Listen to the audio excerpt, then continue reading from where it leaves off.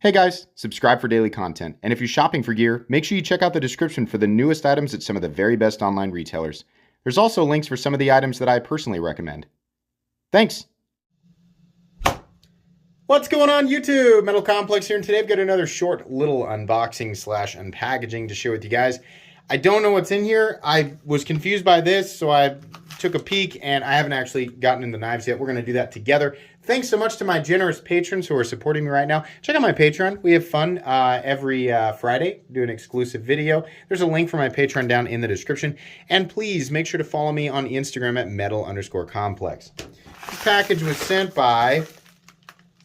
Oh, it doesn't say. That's right. That's why I was confused by it. We have a couple of things in here.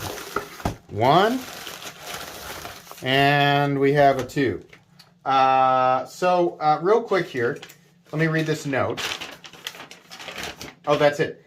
Hi there. Here's the, oh yes, okay. And a surprise knife I thought you might get a kick out of. You can disassemble it if you want. When you're done, just mail back to, etc. So thank you very much, Chad, for sending this in. So what's in here is actually the one that I was curious about taking a look at. And I've been curious about a lot more, whoops, sorry, there's some tape on there. I decided to get after that packaging.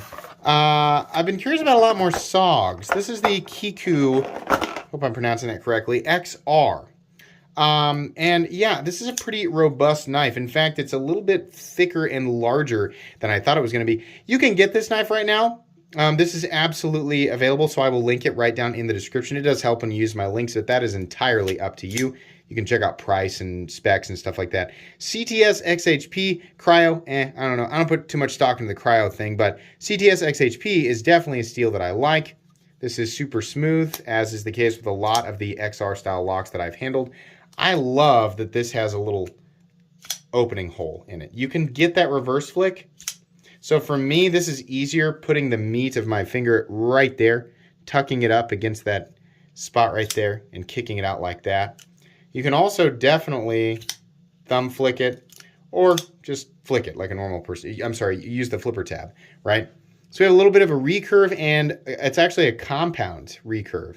So we have flat grind up here, hollow ground right there, heavy flat running more than 50% the height of the blade out to about, what is that, 80%? Very robust, very, very robust blade. Yeah, this is pretty cool. Nice and centered, I think. Pretty close. It's been used, so I'm not going to judge too much. Micarta.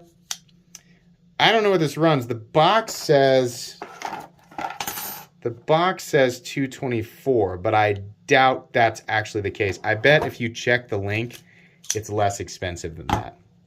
There's an extra pocket clip because of the way that it's bent, and it would, if you're going to mount it on the other side. That's a nice thing about this ambidextrous lock.